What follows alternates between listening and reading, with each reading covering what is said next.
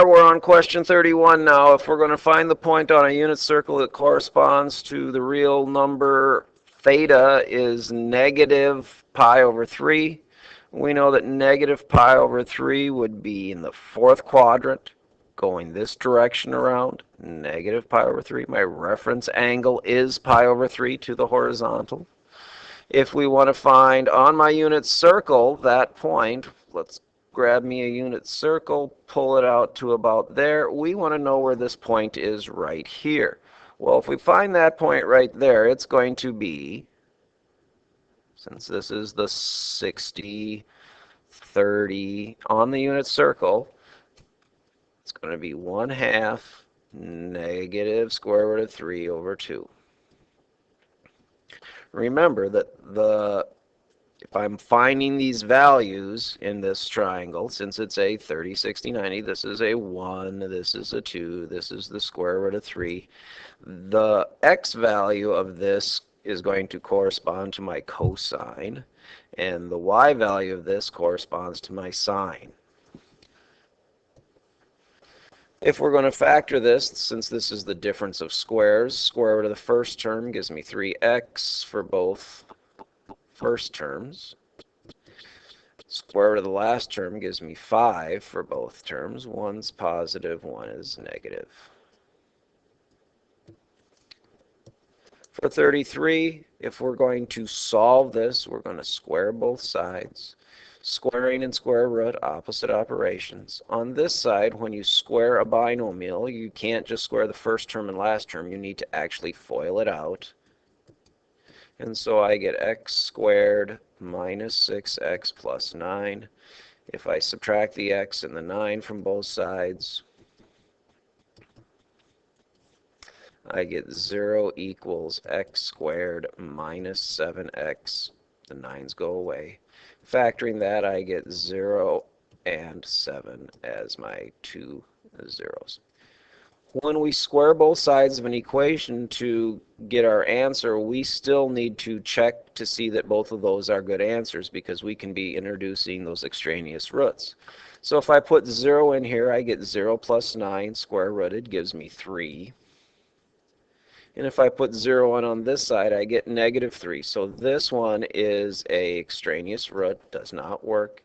If I put in 7, I get 7 plus 9 is 16. Square root of 16 is 4. 7 minus 3 is 4. This one is the happy. So make sure you check for extraneous roots. On this one, we are looking for if the cotangent is 5/12, then the tangent, which is its reciprocal, would be 12/5. If I put, here's my opposite, here's my adjacent, we know 5, 12, 13 is a common right triangle. And then we're going to be finding the secant of that. We know that the secant is 1 over the cosine. So if we find the cosine of this theta and then do the reciprocal of that, we will have the secant. So I'm going to do the cosine, which is adjacent over hypotenuse. So 1 over the adjacent over the hypotenuse. Simplifying that would give me 13 over 5, which would be your secant. If we're going to do some synthetic division, we take the coefficients. Notice that we don't have an x term in here, so I have to have a placeholder 0. And negative 2 would go out there because that's the 0. Bring down your first term, multiply, add, multiply, add, multiply, add, multiply, add. And so my answer is the remainder 9. So at x equal negative 2, my graph is at 9. Didn't come out to a 0, so this is not a factor of this. Find the real solution in the log equation. The ln of x is equal to 3. To get rid of the ln, we know that e is the opposite operation of ln. So taking e to the third,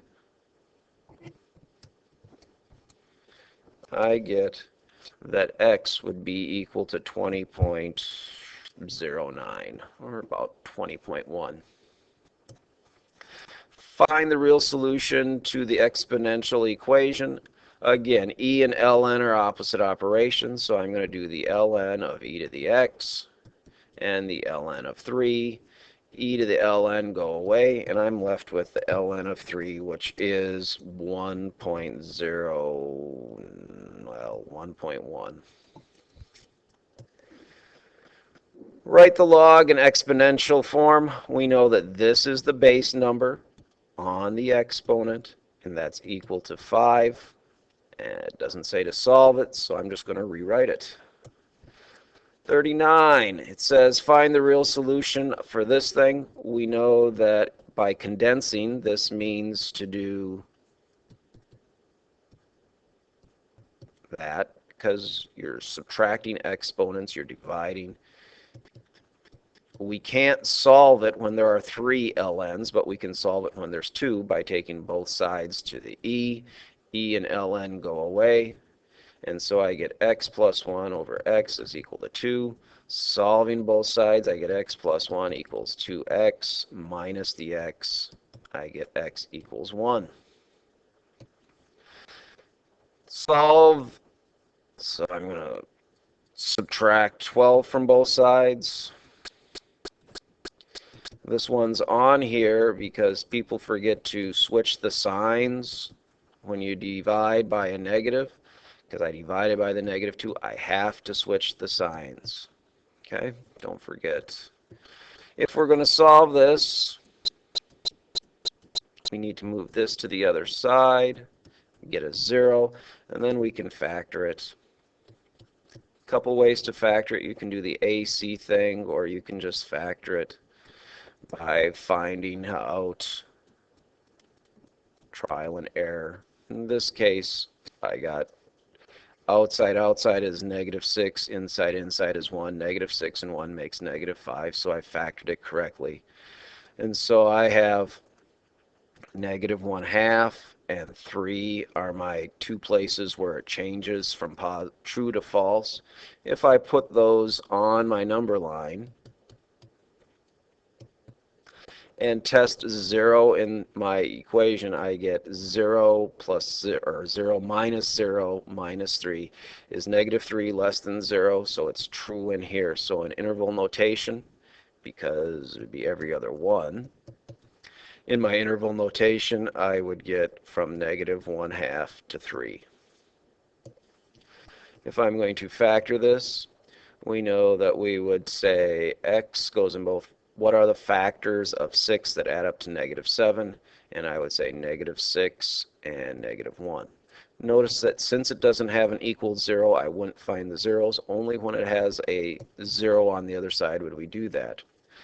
Use the remainder theorem. Let's leave this one till next time.